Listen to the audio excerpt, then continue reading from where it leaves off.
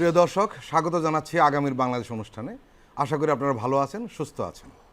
আজকে আমাদের সঙ্গে অতিথি হিসেবে রয়েছেন কবি আব্দুল হাই শিকদার। কবি আব্দুল হাই শিকদার, আপনাকে স্বাগত। রাজনৈতিক দলগুলোকে টিকে থাকতে হলে সফট পাওয়ারের প্রয়োজন পড়ে। আপনি জানেন সফট পাওয়ার বলতে কী বোঝায়? মিডিয়া, থিঙ্ক ট্যাঙ্ক, সাংস্কৃতিক সংগঠন বা আন্দোলন, এগুলো। এবং আমরা এও লক্ষ্য করেছি যে পতিত সরকার যে দীর্ঘদিন ধরে টিকে ছিল, এর পেছনে তার সফট পাওয়ারও কিন্তু সক্রিয় ভূমিকা রেখেছে। কিন্তু বর্তমানে যে দেশের প্রধান দলগুলো রয়েছে, রাজনৈতিক দলগুলো, তাদের সফট পাওয়ারের ক্ষেত্রে বেশ দৈন্যদশা। সেটা বিএনপির ক্ষেত্রে বলুন অথবা জামাতের ক্ষেত্রে। এই দল দুটোর মধ্যে যে এই সফট পাওয়ারের যে দৈন্যদশা, এর কারণটা কি? আমাদের রাজনৈতিক ইতিহাসে এই যে সফট পাওয়ার, যেটাকে আপনি সফট পাওয়ার হিসেবে চিহ্নিত করেছেন, এই সফট পাওয়ারগুলো কি করে? সফট পাওয়ারগুলো জনমত তৈরি করে, জনমতকে সংগঠিত করে। সফট পাওয়ারগুলো মানব সমাজের উপর প্রভাব বিস্তার করে এবং ভুল, সত্য, সঠিক ইত্যাদি নির্ণয় করে দেয়। এর মাধ্যমে জনগণ প্রভাবিত হয় এবং জনগণ সেভাবেই তাদেরকে পরিচালনা করে। এটা খুবই গুরুত্বপূর্ণ একটা বিষয়। তো এইটা শুধু যে আমাদের বর্তমান দুটো রাজনৈতিক দলের ভ্রান্তি বা ভুল, এটা তা কিন্তু না। এটা 47 সালে একই ঘটনা ঘটেছিল। 47 সালের পরে যখন আপনার ব্রিটিশ বিতরণ করে অসীম আত্মত্যাগের ভেতর দিয়ে আমাদের পূর্বপুরুষরা পাকিস্তান কায়েম করেছিল, তখন এই রাষ্ট্র ক্ষমতা হাতে নিয়ে মুসলিম লীগের চেহারা পাল্টে গিয়েছিল। তারা বললো যে মুসলিম লীগ তো ক্ষমতায়, আর তো কিছু দরকার নেই। এই সফট পাওয়ার তৈরি করার সমস্ত কিছু পরিত্যাগ করে শুধু ক্ষমতার দিকে নজর রেখেছে। এবং এটা করতে গিয়ে মুসলিম লীগের বিরাট অংশ আসছিল আপনার ভারত থেকে হিজরত করে, বিশেষ করে যারা পশ্চিম পাকিস্তান তৎকালীন, পশ্চিম পাকিস্তানের লিয়াকত আলী খান, গোলাম মোহাম্মদ, এই সমস্ত জিনিসগুলো, এগুলো ছিল হিজরতকারী। এদের পায়ের নিচে কোনো মাটি ছিল না। এরা এই যে বয়ান তৈরি করে, ন্যারেটিভ তৈরি করে, এগুলো বাদ দিয়ে ক্ষমতাকে কুক্ষিগত করে রাখার জন্য তারা কী করেছে? প্রাসাদ ষড়যন্ত্রের রাস্তা বেছে নিয়েছিল। কারণ যেহেতু তাদের কোনো কনস্টিটিউয়েন্সি ছিল না, কোনো আসন ছিল না, অতএব তারা প্রাসাদ ষড়যন্ত্র করে মানে দাবা খেলার মতো করে খেলছে। খেলার ফলে হলো কি, যে যখন ভাষা আন্দোলন নিয়ে ক্রাইসিস আসলো, সেই ক্রাইসিস মোকাবেলা করতে তারা টোটালি ফেল করেছে। এবং এই ফেলের যে খেসারত তারা দিয়েছে পরবর্তীকালে, সেটা 54 সালের নির্বাচনে বাংলাদেশের পাকিস্তানের জীবন থেকে মুসলিম লীগ সব নামক জিনিসটা চিরকালের জন্য দাফন হয়ে গেছে আর কি। এটা ওই যে ন্যারেটিভ তৈরি করে নেই। এই 54 তো নির্বাচনে মুসলিম লীগ শেষ হয়ে গেল, কিন্তু নতুন কিন্তু অনেক সফট পাওয়ার এই সুযোগে জন্ম নিল।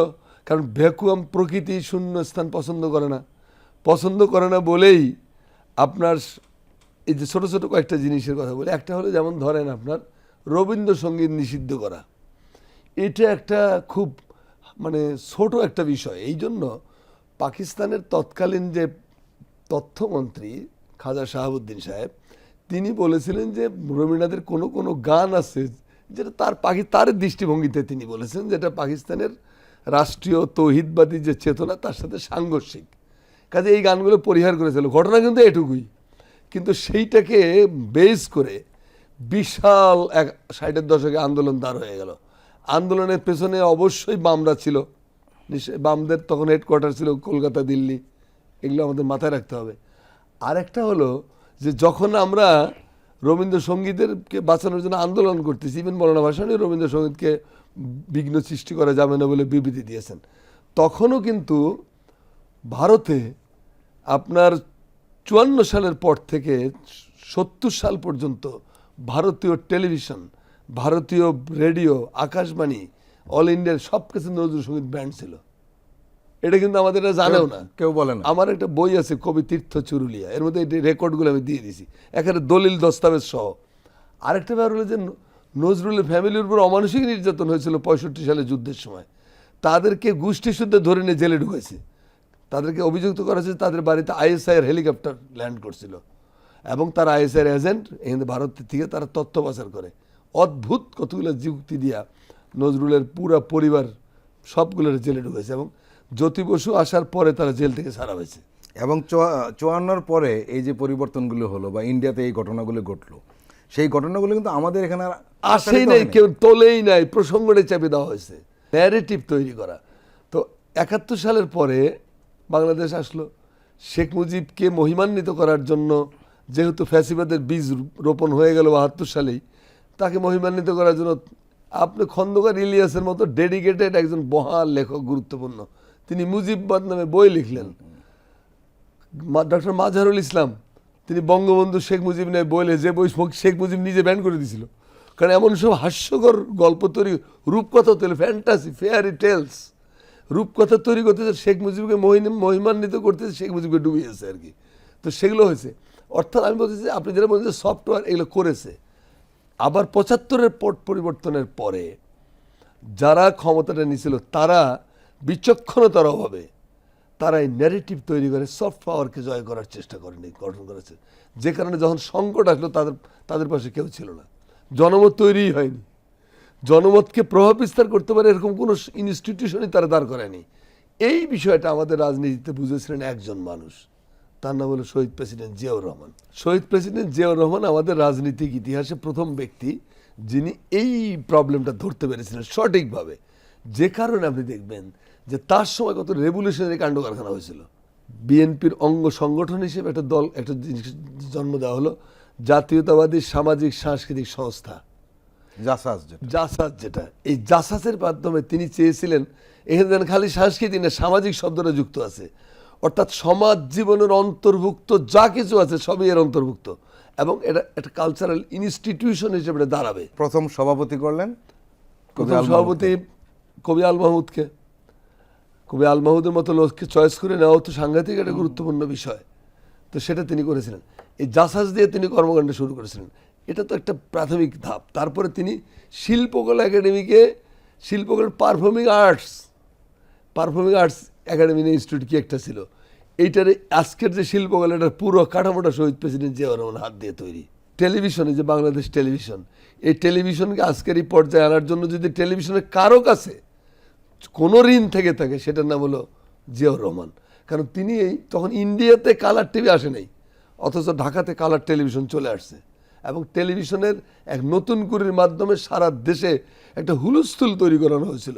চমৎকারভাবে ছেলেমেয়েরা অংশ নিত, নতুন কুরিটা আবার শুরু করতে পারে, কারণ এটাতে নতুন প্রতিভা জন্ম দেওয়ার একটা বিরাট ক্ষেত্র, এটা তিনি করেছিলেন।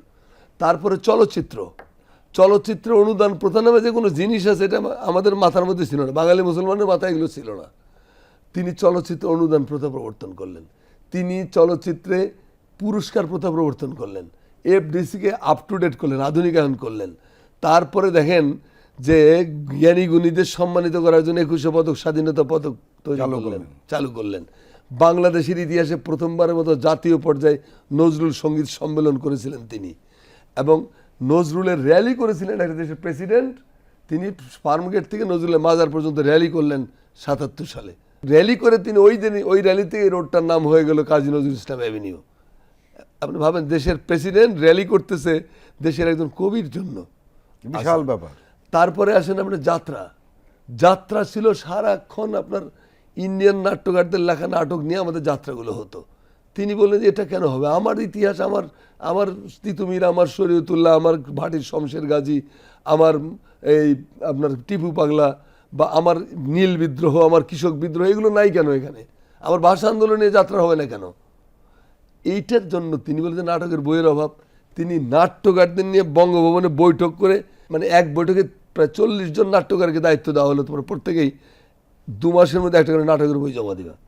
যাক, এই পরে নাটকের এই যাত্রা দলগুলো দাঁড়িয়ে গেল।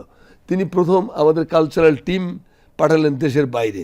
যখনই প্রধানমন্ত্রী প্রেসিডেন্ট সফরে যেতেন, সাথে কালচারাল শিল্পী সাংবাদিকদের নিয়ে যেতেন। পায়ের আওয়াজ পাওয়া যায় রামেন্দু মজুমদার, এই সৈয়দ শামসুল হক, পরবর্তীকালে বঙ্গবন্ধু সৈনিক হয়েছে এগুলো। এই বঙ্গবন্ধু সৈনিকরা জিয়াউর রহমানের সৈনিকও ছিল এক সময়। এরা জিয়াউর রহমানের সৈনিক হিসেবে জিয়াউর রহমানের টাকা নিয়ে পিয়ং ইয়ং আর শিওলে গেছে নাটকের দল নিয়ে। তো এগুলো তিনি কেন করেছিলেন যে বিশ্বময়তা নিয়ে, যে সারা পৃথিবীর সাথে একটা আত্মিক সম্পর্ক। তারপর আসে সাংবাদিকতার যে প্রতিষ্ঠানগুলো আজকে আছে সবকটা তারা তো তৈরি। তো সেখানে কি করেছিলেন তিনি, প্রেস ইনস্টিটিউট করা, এটা তো অদ্ভুত একটা সুন্দর idea. Press institute unique idea. তারপরে প্রেস ক্লাবের যে আধুনিকায়ন করা, তারপরে আপনার প্রেস কাউন্সিল, তারপরে আপনার এই যে আরও যেগুলো যেগুলো আছে এই রিলেটেড সব কিছু তার হাত দিয়ে করা, এগুলো করে তিনি আমাদেরকে একটা নতুন পৃথিবীর নতুন মানে জগতের সঙ্গে আত্মীয়তা করে দিয়েছিলেন এবং আপডেট করা।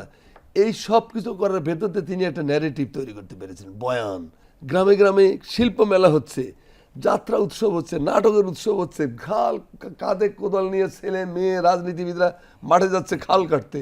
একটা মানে আপনি গোটা দেশে একটা উৎসবের আমেজ তৈরি করতে পেরেছিলেন তিনি। এবং এই সমস্ত কিছুকে যে বিশৃঙ্খল অবস্থায় বাংলাদেশটা ছিল, আমি একজন মুক্তিযোদ্ধা হিসেবে আপনাকে বলতে পারি মুক্তিযুদ্ধে যে আমি অবাক হয়েছিলাম। কারণ আমরা তো বাঙালি জাতীয়তাবাদের চেতনা নিয়ে মুক্তিযুদ্ধে গেছি, এটা তো সত্য। গিয়ে দেখি যে ওখানে সাঁওতালরা আছে, সাঁওতালরা তো বাঙালি না, ওখানে মারমারা আছে, মুরংরা আছে, ওখানে চাকমারা আছে, গারোরা আছে, হাজংরা আছে, এমনকি বিহারিরাও বিরাট অংশ আমাদের মুক্তিযুদ্ধ সহযোগিতা করেছে, অংশ নিয়েছে। আমরা দেখলাম যে তাহলে এদেরকে বাঙালি জাতীয়তাবাদ বলবো কি করে? দেশে ফেরার পরে এই সংকট দেখা দিল। শেখ মুজিবের একটা ভুল সিদ্ধান্তের জন্য তিনি পার্লামেন্টে পাহাড়ে যে বলেন আজকে তো সবাই বাঙালি, মানবেন্দ্র লাল মোহন, আমরা তো বাঙালি না। আমার নৃতাত্ত্বিক পরিচয়, অ্যানথ্রোপোলজিক্যাল আইডেন্টিটি, আমি চাকমা, আপনাকে আমি জোর করে বাঙালি বানাবেন কেমনে? রাষ্ট্রিক পরিচয় ঠিক করেন। আমি রাষ্ট্রিক পরিচয় বাঙালি হলে সেটা মানি না।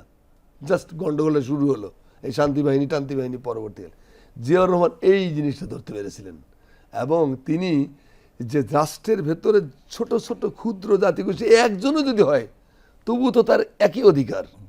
তাহলে বাঙালিরা হয়তো সংখ্যাগরিষ্ঠ, কিন্তু বাকিরা তো অস্বীকার করতে পারে, তাদেরকে অসম্মান করতে পারেন না আপনি। এই ভুলটা জিয়াউর রহমান ধরতে পেরেছিলেন। ধরে পেরে তিনি ওই যে নজরুলের স্পিরিটের আলো, যে সবার উপরে মানুষ সত্য বা গাই সাম্যের গান, মানুষের চেয়ে বড় কিছু নাই, নয় কিছু মহিয়ান, এটা তিনি ধরতে পেরেছিলেন যে মানুষের সম্মান দিতে হবে, জাতিকে একটা আমব্রেলার নিচে আনতে হবে, একটা জাতীয় সংহতি ঐক্য গড়ে তুলতে হবে। এই প্ল্যান থেকেই তার বাংলাদেশি জাতীয়তাবাদের জন্ম। যে তোমার নৃতাত্ত্বিক পরিচয় তোমার, তুমি বাঙালিতে কোনো সন্দেহ নাই, বাট রাষ্ট্রিক পরিচয় তুমি বাংলাদেশি। এইটা দিয়ে বাংলাদেশকে তিনি চিরকালের জন্য রক্ষা করে গেছেন। এই যে এত কিছু আপনার ন্যারেটিভ তৈরি করা, তারপরে বয়ান তৈরি করা, নানা মাত্রিক কর্মকাণ্ড, এর ভেতর দিয়ে আজকে জিয়াউর রহমানের সেই 81 সালে তাকে হত্যা করা হয়েছে। আজকের তখনকার থেকে তখন তিনি যে জনপ্রিয়তা ছিলেন, আজকে খেয়াল করেন সেই জনপ্রিয়তা একই ধারায় বহমান। কারণ তার কর্মকাণ্ডতে তিনি ওই জায়গায় হাত দিতে পেরেছিলেন, মানুষের মগজের ভেতরে বাড়ি তৈরি করে ফেলছিলেন। Very important. এটা থাকলো না কেন পরবর্তী থাকে নাই পুরোপুরি তা না, না থাকলে ধারাটা রয়ে গেল কেমনে? রাজনীতিটা রয়েছে কিন্তু রাজনীতিটা রয়ে গেল, কালচারাল ফিল্ডগুলো মুখ থুবড়ে পড়লো। কারণ ইন্ডিয়ান হেজিমনি এখানে প্রকট হয়ে উঠলো। প্রকট হয়ে ওঠার পরে জাসাস, যে জাসাসে লোকমান হোসেন ফকির, যে জাসাসে আপনার কবি আল মাহমুদ, আপনার জাহিদ হোসেন চুন্নু, এই যে লোকগুলো জাসাসকে তারা দাঁড় করেছিলেন, তারা যেসব কর্মকাণ্ড, যে আইডিওলজি, যে প্রক্রিয়াকে হাত দিয়েছেন, সেই প্রক্রিয়াগুলো পরবর্তীকালে বহমান থাকে নাই।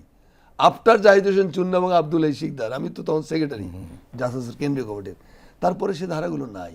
এটার জন্য শুধু যে জাসাসের নেতা কর্মীদের গালাগাল করবেন, দ্যাটস নট এনাফ। এটার পিছনে রাজনৈতিক অসহযোগিতাও একটা বড় ব্যাপার।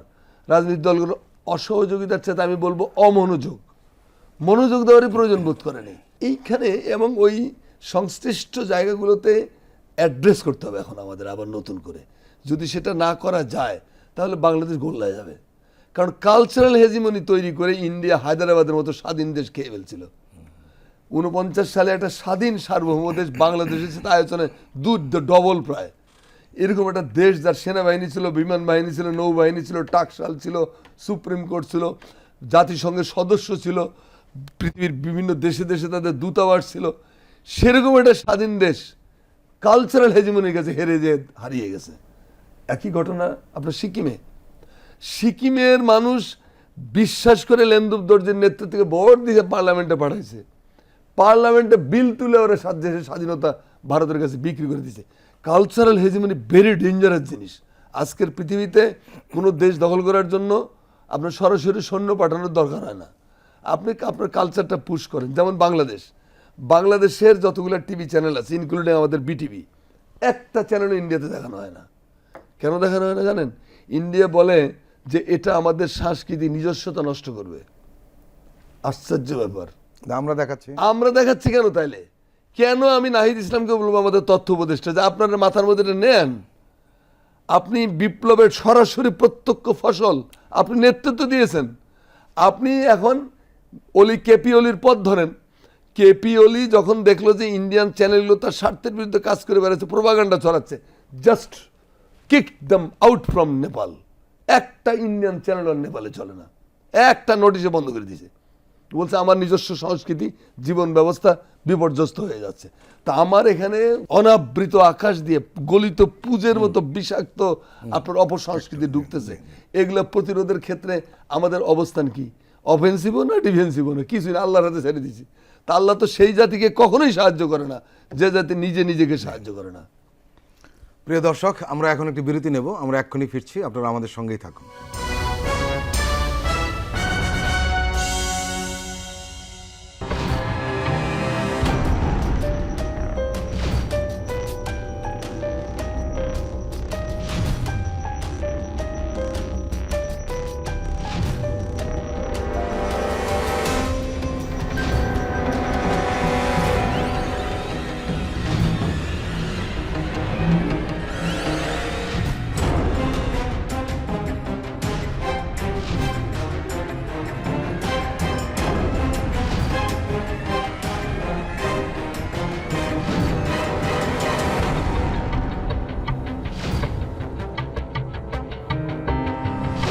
কেমন আছে অর্থনীতি দেখবেন প্রতি সোম ও মঙ্গলবার রাত 10:20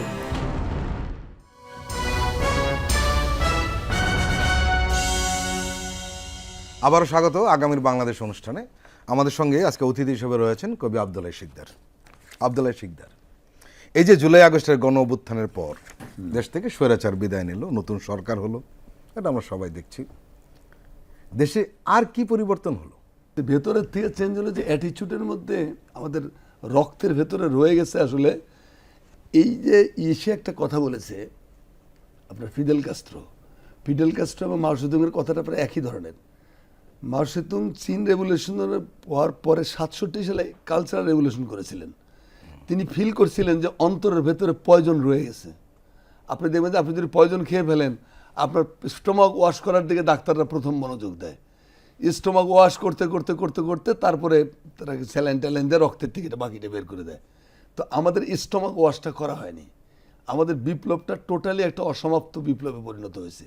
অসমাপ্ত গণ অভ্যুত্থানে, হাফ ডান, এটা এখানে ফুল ডান হয়নি। ফলে প্রতি বিপ্লবী তৎপরতাও রয়ে গেছে, আজেবাজে জিনিসও রয়ে গেছে। ফলে কেউ কেউ চিৎকার করে কাঁদতেছি যে বিপ্লব ব্যর্থ হয়ে যাচ্ছে, বিপ্লবের শহীদদের আত্মা কষ্ট পাচ্ছে, ঘরে ঘরে যারা আহত হয়ে কাতরাচ্ছে তারা ব্যথা পাচ্ছে, আর কিছু লোক এটা নিয়ে কোনো মাথা ঘামাচ্ছে, তারা অন্য কিছু নিয়ে ব্যস্ত। এটা হয়েছে এই কারণে যে আমরা টোটাল বিষয়টাকে কালচারাল রেভলিউশনে টার্ন করতে পারিনি। কালচারাল ফিল্ডটা টোটালি এখন ইন্ডিয়ার দখলে। বাংলাদেশের কালচারাল ফিল্ড টোটালি ভারতের দখলে। ভারতীয় দখল মানে ভারত সরাসরি দখল করে নেই, ভারত তাদের আওয়ামী দুর্বৃত্তদের দিয়া, আওয়ামী পোষ্য খুদকুরা লোভী আত্মা বিক্রয় করে যে বুদ্ধিজীবী সম্প্রদায় এবং লেখক কবি, এই সমস্ত দালাল, তস্য দালাল, চাপরাশি আড্ডালিদের দিয়ে কালচারাল মিনিস্ট্রির সমস্ত দপ্তরগুলো দখল করে বসে আছে। এগুলোকে ক্লিন করার কোনো উদ্যোগ কেউ নেয়নি। তো এখন আপনার ঘরের হার্টের ভেতরে, আপনার পেটের ভেতরে ক্যান্সারের জীবাণু রাখছেন, আপনি বাইরে অ্যাটিচিউড খুঁজে বেড়াইতেছেন। অ্যাটিচিউড তো ভেতর থেকে চেঞ্জ করতে হবে। মাও সেতুং 67 সালে কালচারাল রেভলিউশন যদি না করতো, তাহলে চীনের অবস্থা হতো সোভিয়েত ইউনিয়নের মতো। এখন তো বাধা দেওয়ার কে নেই, আপনারা কি করছেন? 15 বছরের নেট চিৎকারের নেট রেজাল্ট কি? নেট রেজাল্ট হলে আমরা এখন রাস্তায় দর্শকের গ্যালারিতে দাঁড়ায় আছি। এখন যেটা সুযোগটা রয়েছে, একটা সময় আসলে আপনারা কিছু করতে পারতেন না, এটাই স্বাভাবিক, কারণ কিছু করতে গেলেই গুম খুন অনেক কিছুর হুমকি সামনে ছিল। কিন্তু এখন অন্তত মুক্ত হওয়া, সবাই এখন মুক্ত। যে সমস্ত রাজনৈতিক দল রয়েছে বা আপনারা দীর্ঘদিন ধরে লড়াই সংগ্রামে এই কালচারাল ফিল্ডে কাজ করেছেন, তারাই নতুন ন্যারেটিভ তৈরি করুন না। আমরা আন্দোলন সংগ্রাম করে মাঠে ছিলাম, মাঠে আছি এবং ভবিষ্যতেও থাকবো ইনশাআল্লাহ। এটা নিয়ে কোনো ক্ষোভ ক্রোধের কিছু নাই। এটা আমাদের একটা আনন্দ যে আমরা কাজটা করি। কিন্তু বিপ্লবোত্তর সময় আমরা আশা করেছিলাম যে আমাদের সরকার, যে সরকারটা আমাদের ছাত্র সন্তান, আমাদের জনতার রক্তের দিয়ে অর্জন, তারা আমাদেরকে একটু ডাকবে, বলবে যে ভাই কালচারাল ফিল্ডে কী করা উচিত বলেন, আমরা কি করতে পারি। তারা কি আমাদেরকে ডেকেছিলেন? তারা ডেকেছে উদিসিকে, তারা ডেকেছে ছায়ানটকে, তারা ডেকেছে বেঙ্গল ফাউন্ডেশনকে, আমাদেরকে তো ডাকে নাই। রাস্তায় যে ঢাকা সাংবাদিক ইউনিয়ন, আমাদের ইউনিয়নের কথা বলি, ইউনিয়নগুলো 15টা বছর, 17 বছর, আগেরও 2 বছর ধরেন, 17 বছর ধরে ঢাকা সাংবাদিক ইউনিয়ন, বাংলাদেশ ফেডারেল সাংবাদিক রাস্তায় পড়ে আছে। এমন কোনো দিন নাই প্রতিবাদ সভা, মিটিং, মিছিল, মানববন্ধন করে নাই। কালচারাল মিনিস্ট্রিতে প্রথম দিকে, এখন নাই আমি জানি না, কিছুটা হয়তো উন্নতি করেছেন, তো প্রথম দিকে কী দাঁড়াইছিল? কেউ গুনেছে সাংবাদিক ইউনিয়নগুলোকে? পাত্তাই তো দেয়নি। তারা কথা বলেছে কার সাথে? বিশেষ বিশেষ কিছু হাউজের সাথে, তাদের সাথে কথা বলে তাদের মনোরঞ্জনের জন্য যা যা দরকার সব করা হয়েছে। তো আপনি কথা বলবেন কার সাথে? আমাদেরকে আবার আন্দোলনে যেতে হবে। আমি তো আমার জনগণের স্বার্থের সঙ্গে আমি বিশ্বাসঘাতকতা করব না। আমি তো আমার শহীদদের রক্তের সঙ্গে বিশ্বাসঘাতকতা করব না, করতে পারি না, করবো না, করতে কেউ বাধা দেবো। আমরা সেই বাধার কাজটাই করতেছি। আবারও গঠনমূলক কাজে যখন সময় হলো তখন আমাদেরকে পাত্তা দেয় না। আর রাজনৈতিক দলগুলো যে আমাদেরকে কোনো বেশি গুরুত্ব দেয় এটা মনে করার কোনো কারণ নেই। ফলে আমরা না ঘর না ঘাট, আমরা এসে রাস্তায়। এই রাস্তার লোক হিসেবে আপনাকে বলতে পারি যে কালচারাল ফিল্ডে আমাদের আরেকটা বড় ধরনের বিপর্যয় আসতেছে এবং বিরাট একটা সমস্যা তৈরি হতে যাচ্ছে। এখন নতুন করে 1947, 1971, 2024 এর মধ্যে একটা যোগসূত্র তৈরি করার কেউ কেউ চেষ্টা করছে এবং আলোচনায় এসছে, এবং বলা হচ্ছে যে 47 এবং 71 পরস্পরের এন্টিথিসিস, এরকম একটা কথা বলা। বাজে কথা। 47কে মনে করা হয় পাকিস্তানের মধ্যে ঢুকে যাওয়া, 47 ও মুক্তির লড়াই। অবশ্যই। আর এই যে ঘটনাগুলো ঘটছে, নানানভাবে ব্যাখ্যা হচ্ছে, থিসিস এন্টিথিসিস, কিন্তু একটা সময় কিন্তু এক পেশে হতো। আমার মনে হয় একটু আলাদাভাবে ব্যাখ্যা করার চেষ্টা কেউ কেউ করছে। এই বিষয়টিকে আপনি কিভাবে দেখছেন? প্রথম কথা হচ্ছে এইসব আমাদের 47, 52, 54, 71, 24 বা মাঝখানে 75 সালের নভেম্বর রেভলিউশন, এগুলো সবগুলো এক সুতায় গাঁথা। রাইট। জনগণের আকাঙ্ক্ষার প্রতিফলন আছে প্রত্যেকটা জায়গাতে, কিন্তু আগে কিন্তু বিচ্ছিন্ন করে ফেলা হয়, বিচ্ছিন্ন করে ফেলা হতো। বিকজ এখানে ভারত কর্তৃক যে ন্যারেটিভ তৈরি করে দিয়েছে বিজেপি বা মোদি, ভারত মানে ভারতের জনগণ না, এই শাসক, এই গণধিকৃত শাসকরা, যারা মানব ধিকৃত, এই শাসকরা যে প্রেসক্রিপশন দিয়েছে 15-16 বছর ধরে, এইটারই ব্যাখ্যা বিশ্লেষণ করা হয়েছে। ভারতের শাসকদের বাড়িয়ে দেওয়া চামচ দিয়ে আপনি চিনি খেয়েছেন, ভারতের শাসকদের প্রেসক্রিপশন মোতাবেক আপনি পাঠ্য বই বানাইছেন, ভারতের শাসকদের ইচ্ছা অনুযায়ী আপনার ছেলে মেয়েদের ধরে ধরে জঙ্গি মানে ফায়ার করে মেরে ফেলেছেন। এই তো সেই দেশ। তো সেখানে তো ওইরকম কথা না বললে তো জায়েজ করা যাবে না। কুকুরটিকে একটি খারাপ নাম দাও, খারাপ নাম দিলে তো কুকুরটিকে মারতে পারবেন না আপনি, মারার জন্য একটা খারাপ নাম দিতে হবে। তো এখন আমার কথা হলো যে 47 সালে আমাদের পূর্বপুরুষরা পাকিস্তান আন্দোলন অংশ নিয়েছিল। কেন নিয়েছিল? ব্রাহ্মণ্যবাদ, জমিদার, মহাজন এবং কলকাতার সাম্প্রদায়িক বুদ্ধিজীবীদের অত্যাচার নির্যাতন থেকে, তার তুচ্ছ তাচ্ছিল্য, অপমান, অপদস্থ হওয়ার থেকে বাঁচার জন্য তারা খুঁজছিল একটা ড্রিমল্যান্ড, তারা খুঁজছিল একটা উদ্ধার, একটা ইউটোপিয়া। যেমন ফররুখ আহমদের বই সেই সময় লেখা, আজাদ করো পাকিস্তান। 40 সালের পর থেকে ভারতের রাজনীতি পাল্টে গেল, আজাদ করো পাকিস্তান। পাকিস্তান মানে জিন্না সাহেবের ভাষায় গদগদ হয়ে পূর্ব বাংলার লোকেরা পাকিস্তানে যায়নি। পাকিস্তানে তারা গিয়েছিল বাঁচার জন্য, সম্মানের জন্য, অধিকারের জন্য, গণতন্ত্রের জন্য, অর্থনৈতিক মুক্তির জন্য। এগুলো পাকিস্তান ফেল করেছে, সেটা আলাদা আলাদা ইতিহাস। কিন্তু আমার পূর্বপুরুষ সরওয়ার্দী, শেরে বাংলা, ভাসানী, শেখ মুজিব, নবাব সলিমুল্লাহ, এরা কি সবাই পাকিস্তান আন্দোলনের সঙ্গে যুক্ত না? সক্রিয়ভাবে। আমাদের সবাই, শেখ মুজিব তো তার অসমাপ্ত আত্মজীবনীতে চমৎকার লিখেছেন যে পাকিস্তান যদি না হতো তাহলে আমাদের কোনো অস্তিত্ব থাকতো না। এটা তার বইয়ের মধ্যে নিজে লিখেছেন। তাহলে এটা খুব প্রাসঙ্গিক একটা বিষয় ছিল। এখন পাকিস্তান ছিল আমাদের কাছে ইউটোপিয়া, মানে ড্রিমল্যান্ড। কিন্তু পোহাইলে সর্বরি আমরা দেখলাম যে হ্যাঁ, আমরা 4র্থ শ্রেণীর নাগরিক থেকে 2য় শ্রেণীর নাগরিক উত্তীর্ণ হয়েছি, কিন্তু রাষ্ট্র ক্ষমতার দিকে তাকাইলেই আমাদের সাথে মানে খারাপ আচরণ করা হয়। এমনি চলে ফিরে খেতে কোনো সমস্যা নেই, কিন্তু ওই যে গদি সিংহাসন ওখানে যেতে দেবে না। 70-এর কী সমস্যা ছিল? শেখ মুজিব বিপুল ভোটে জিতেছে, তার ক্ষমতা দিয়ে দাও, দিবে না। কিন্তু এটার জন্য তো 47 সাল দায়ী না। তাহলে 47 সাল, 71 সাল, আপনার 75 সাল এবং পরবর্তীকালে 2024 জনগণের মুক্তির আকাঙ্ক্ষা, জনগণের বিশ্বাসের প্রতিফলন, জনচেতনার প্রতিফলন। এটা একটা চেইন, এটা লম্বা। অবশ্যই সব কিছুর মধ্যে বাংলাদেশের আত্মার রিফ্লেকশন আছে। সব কিছুর মধ্যে বাংলাদেশের জনগণের রক্ত মিশে আছে। এর একটাকে ছিঁড়ে ফেলে আরেকটা অসম্পূর্ণ হয়ে যাবে। এটা একটার সাথে একটা রিলেটেড। আপনি এটা ভাগ করবেন কেমনে? আব্দুল্লাহ শিকদার, 5ই অগাস্টের পর রাজনীতি বা রাজনৈতিক দলগুলোতে কোনো গুণগত পরিবর্তন কি আপনার চোখে পড়েছে? আমি মনে করি আমাদের রাজনৈতিক দলগুলো যথার্থভাবে, যথাযথ অর্থে, সঠিকভাবে, মানে নির্ভুলভাবে, মানে নিখুঁতভাবে তাদের উপর অর্পিত দায়িত্ব যত পালন করছেন না। তাদের দৃষ্টিভঙ্গির মধ্যে, তাদের অ্যাটিচিউডের মধ্যে এখনো মনে হয় যে তারা যেন হাসিনার আমলেই বাস করতেছেন। মাইন্ড সেট আপটা ওইভাবে হয়ে আছে, তো এটাতে বেরিয়ে আসতে একটু সময় লাগবে। তো সময় হলে আমার মনে হয় তো রাজনীতির ভাষা কিন্তু পাল্টে গেছে, রাজনীতির ভাষা পাল্টে গেছে। এটা একটা গ্রেট ব্যাপার। দৃষ্টিভঙ্গি পাল্টে গেছে। ছোট ছোট পাল্টানো কিছু হয়েছে, কিন্তু ব্যাপক পরিবর্তন ছাড়া এগুলো কাজে লাগবে না। বাংলাদেশের রাজনীতিতে প্রো ইন্ডিয়ান অথবা স্বৈরাচারকে পুনর্বাসন, এই দৃষ্টিভঙ্গি পোষণ করে কারো পক্ষে রাজনীতি করা কি সম্ভব হবে? সরিষার মধ্যে ভূত আপনার প্রচুর। আপনি আমি তরুণদের কথা বলছি। আপনি ভূত তাড়াবার জন্য সর্ষে নিয়ে আসছেন বাড়িতে, সর্ষে দানার মধ্যে ভূত মিশে আছে। এ ব্যাপারে আমার শুধু একটাই বক্তব্য, হে রাষ্ট্রের কর্ণধারগণ, সতর্ক হন, চোখ কান খোলা রাখুন, সাবধান হন এবং প্রয়োজনীয় ব্যবস্থা গ্রহণ করুন। তরুণরা কিন্তু তরুণদের কথা বলি, তরুণরাই হলো বাংলাদেশের একমাত্র গ্যারান্টার এখন আমার বিবেচনায়।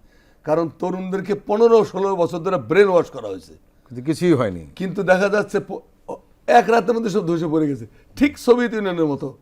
সোভিয়েত ইউনিয়ন 70 বছর ধরে শেখানো হয়েছে, 70 বছরের প্রশিক্ষণের পরে একদিন তাসের ঘরের মধ্যে ধসে পড়ে গেল।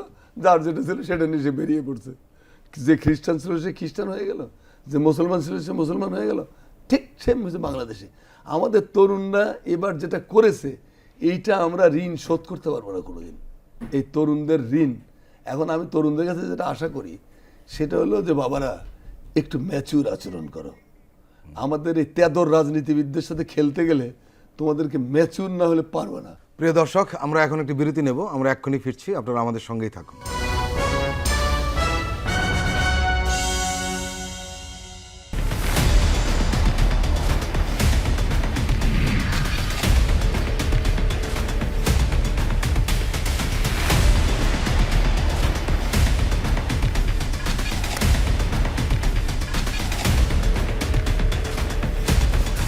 নিপীড়নের স্মৃতি, প্রযোজনা মোহাম্মদ হাসান রিয়াদ ও গোলাম মোর্শেদ। দেখবেন প্রতি শুক্র ও শনিবার সন্ধ্যা 7টায়।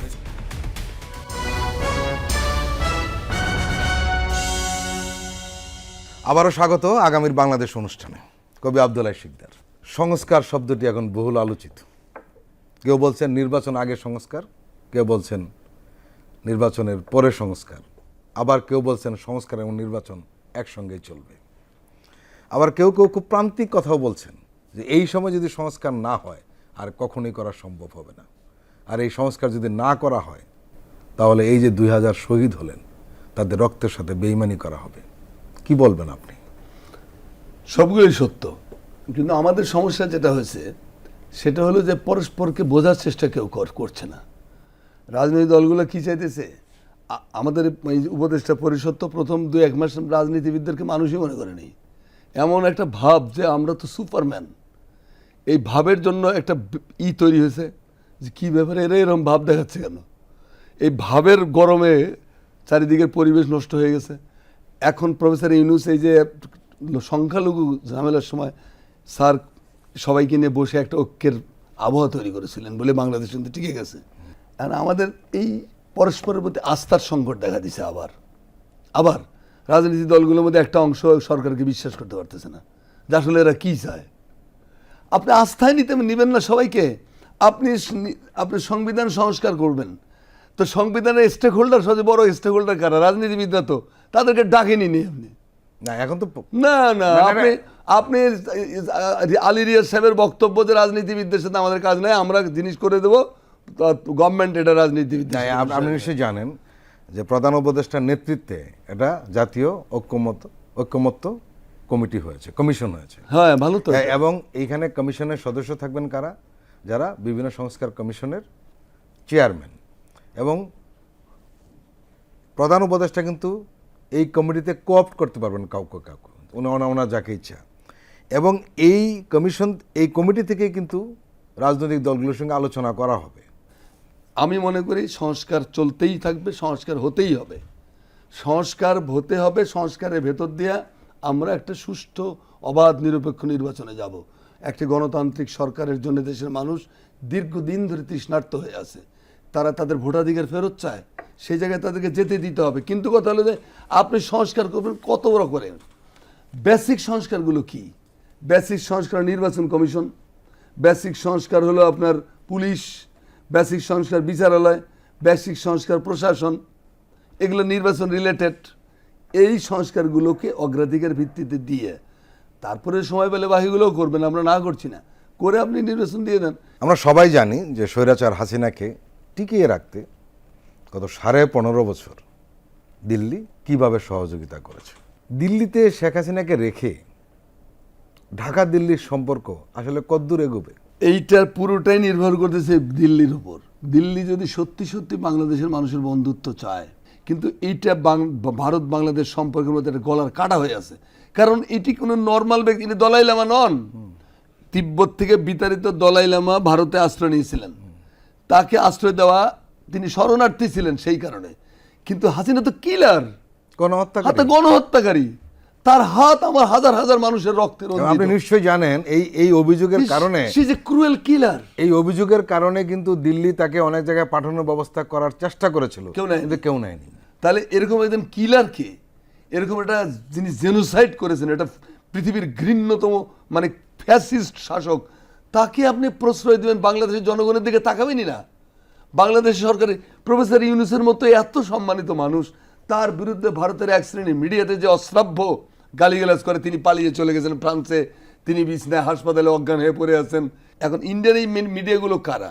ইন্ডিয়ান মিডিয়াগুলো গদি মিডিয়া, মোদি মিডিয়া, আর এর সাথে এখন আওয়ামী অর্থ সংযোগ হয়েছে। তো এগুলোকে প্রশ্রয় দেওয়া তো ইন্ডিয়ার জন্য শোভন হচ্ছে না। ইন্ডিয়ার মতো দেশ এটা কেন করবে? তার কি উন্মাদ আশ্রম খুলবে কদিন পরে? দেশটা কি উন্মাদের আশ্রম বানাবে? ভারতের কাণ্ডজ্ঞান সম্পন্ন প্রচুর মানুষ আছে। আরেকটা বিষয় আব্দুল্লাহ শিকদার, আপনি নিশ্চয়ই লক্ষ্য করেছেন, আমাদের এখানে সংখ্যালঘু নির্যাতনের খবর সবসময় প্রচার করা হয়, ইন্ডিয়ান মিডিয়া তো বটেই। এমনকি আমরা এক সময় দেখেছি আমাদের দেশেও কিছু মিডিয়া ইন্ডিয়া সুরে কথা বলেছে। এখন কিছুদিন ধরে কিছুটা কম লক্ষ্য করছি। সেই বিষয়ে কেউ কোনো প্রশ্ন উঠায় না কেন? এটার কারণ হলো যে 15-16 বছরে আপনার মিডিয়া আপনার নিয়ন্ত্রণে ছিল না, সবগুলো ইন্ডিয়া নিয়ন্ত্রণ করত। আপনি বাংলাদেশে একটা গ্রাম বাইর করেন যে গ্রামে পাঠা বলি দেওয়ার জন্য কোনো হিন্দুকে হত্যা করা হয়েছে? একটা গ্রাম বাইর করেন। আর ভারতে এটা আপনি প্রতি অলিতে গলিতে পাবেন, 2-4টা রাজ্য বাদে, পশ্চিমবাংলা, কেরালা, এরকম 2-4টা জায়গাতে উত্তরপ্রদেশে তো অলিতে গলিতে মানুষ গোস্ত নিয়ে যাচ্ছে, সেটা কার গোস্ত, কিসের গোস্ত জানার আগে তাকে পিটিয়ে মেরে ফেললো। তারা যখন বাংলাদেশ নিয়ে প্রশ্ন তোলে, তখন আমাদের মিডিয়াগুলো কি করে, উঁচা করে বলে যে তুই এটা বলার কে রে, চালুনি বলে শুইরে যে তোর পেছনে ছিদ্র। পৃথিবীর যে কোনো দেশে সংখ্যালঘু নির্যাতনের ঘোর বিরোধী আমি। প্রত্যেকটি মানুষের নাগরিক অধিকার আছে, মানবাধিকার একেবারে সশবাদে সেই সম্মান দিতে হবে। আব্দুল্লাহ শিকদার, একেবারে সাম্প্রতিককালে বাংলাদেশের মানুষ কিন্তু প্রমাণ করেছে যে তারা সাম্প্রদায়িকতা নয়, মোটেই না, বরঞ্চ ঘৃণা করে। বিশেষ করে সেই চিন্ময়ের ঘটনার পরে যে একজন মুসলিম আইনজীবীকে পিটিয়ে কুপিয়ে মেরে ফেলার পরে কিন্তু সারা বাংলাদেশ যে ধৈর্য এবং সাম্প্রদায়িকতার পরিচয় দিয়েছে। জন্য আমার দেশের মানুষের জন্য আমার গভীর শ্রদ্ধা। তারা ইন্ডিয়ান ফাঁদে পা দেয়নি, এই সাম্প্রদায়িক ইমোশনকে নিয়ন্ত্রণ করেছে, তারা করে প্রমাণ করেছে পৃথিবীর কাছে যে বাংলাদেশ সত্যি এটি শান্তির সরোবর, এটা হলো শান্তির গার্ডেন। এবং এখানে মানুষ ধর্মীয়ভাবে বিবেচনা হয় না। যদি বিবেচনা হতো ধর্মীয়ভাবে, তাহলে 30% চাকরি হিন্দুদের দখলে যেত না। কি দিয়ে বিবেচনা হয়েছে? যোগ্যতা দিয়ে। যোগ্যতা দিয়ে বিবেচনা হওয়ার ফলে বাংলাদেশে একটা হিন্দু বৌদ্ধ খ্রিস্টান প্রশ্নই করে না কেউ কখনো। তোমার যোগ্যতা আছে, তুমি চাকরিটা করবা। ইন্ডিয়াতে কত পার্সেন্ট? ইন্ডিয়াতে জনগণের পপুলেশনের দিক থেকে ধরেন ওদের হিসাবে ধরেন 25%। চাকরি কোটা মুসলমানদের অবস্থান কত? 1%-এর নিচে। তাহলে বঞ্চনা নির্যাতনটা হচ্ছে কোথায়? মুখে, তোমার লিপ সার্ভিসে। দলিতরা কিন্তু ইন্ডিয়াতে মুসলমানদের চেয়েও বেশি নির্যাতিত ভাই। দলিত, কিন্তু আমাদের দেশে কি দলিত প্রশ্নটা আসে? একেবারেই না। আমাদের দেশের লোকেরা দলিতদেরকে তো, ভারতের দলিতরা তো রাস্তা দিয়ে হাঁটতে পারে না। ইয়ে বলছে আপনার চর্যাপদে, প্রাচীন বাংলার চর্যাপদে আছে যে নগরের বাহিরে ডম্বি তোহারি কুড়িয়ে, নগরে থাকতে দেয় না দলিতদেরকে, ব্রাহ্মণদের জাত যায়, দিনের বেলা নগরে প্রবেশ করতে পারতো না তারা, তাদেরকে আসতে হতো ব্রাহ্মণরা ঘরে ঢুকে যাওয়ার পরে, এসে রাস্তাঘাট ঝাড়ু টাড়ু দিয়ে আবার চলে যেত। এইটা তো ইন্ডিয়াতে আছে। আম্বেদকারের মতো মহামানব সম্পর্কে কি কুৎসিত কথাবার্তাগুলো বলতেছে, এটা কোনো মানুষ? তো দেখ, আমি বলি কি, বাংলাদেশের যে আবার বিচ্ছুর বাচ্চাগুলো মাথা উঁচু করতেছে, এটা কেন করতেছে জানেন? এটা ফিডেল কাস্ট্রো একটা কথা বলছিলেন। ফিডেল কাস্ট্রো বলছিলেন যে বিপ্লবীরা বিজয়ের পরে যদি তাদের প্রয়োজনীয় কাজগুলো দ্রুততার সঙ্গে সম্পন্ন না করে, তাহলে বিষাক্ত ভাইরাসের মতো ছড়িয়ে পড়বে প্রতি বিপ্লবী শক্তি এবং তারা আপনাকে বিপর্যস্ত করতে পারে। বাংলাদেশে আমাদের এই সরকার, তারা অতিরিক্ত মানবিক। আপনি তো কি করে প্রতি বিপ্লবীদের তৎপরতা প্রতিহত করবেন? তরুণরা কিন্তু সক্রিয় রয়েছে। তরুণরাই এখনো ভরসা, যে তরুণরাই বাংলাদেশের শেষ পর্যন্ত ভরসা।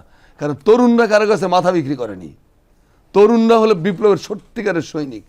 এই জন্য অসুন্দর বলছেন যে তরুণরা হলো সকাল 8টা-9টা সূর্যের মতো, তারা পরিপূর্ণ উজ্জ্বল এবং জাতির জন্য সৌভাগ্যের বার্তা নিয়ে আসে। আর বুড়ারা, আমরা যারা, আমরা তো অস্তগামী, আমাদের কাছ থেকে জাতির আর কী পাওয়ার আছে? আমাদেরকে বসায় বসে একটা মন্ত্র সভা করে দেওয়া হয় না, বসে বসে জ্ঞান গুণ চর্চা করবে। আর আমাদের বাংলাদেশের বুদ্ধিজীবীদের ব্যাপারে আমি আমাদের তরুণদের বলবো যে বুদ্ধিজীবীরা তোমাদের বিপ্লবের পরে বিভ্রান্ত করেছে। তোমরা যে কয়টা ভুল পদক্ষেপ নিয়েছো সেই কটার পিছনে আছে বুদ্ধিজীবী। Be careful about that kind of বুদ্ধিজীবী, কারণ বুদ্ধিজীবীরা বাংলাদেশকে ডুবিয়েছে অতীত বহুবার। কবি আব্দুল্লাহ শিকদার, আপনি আমাদের দীর্ঘ সময় দিয়েছেন, আপনাকে আন্তরিক ধন্যবাদ। আপনাকে অনেক ধন্যবাদ। প্রিয় দর্শক, আজকের অনুষ্ঠান আমরা এখানেই শেষ করছি। আপনারা ভালো থাকবেন, সুস্থ থাকবেন। আল্লাহ হাফেজ।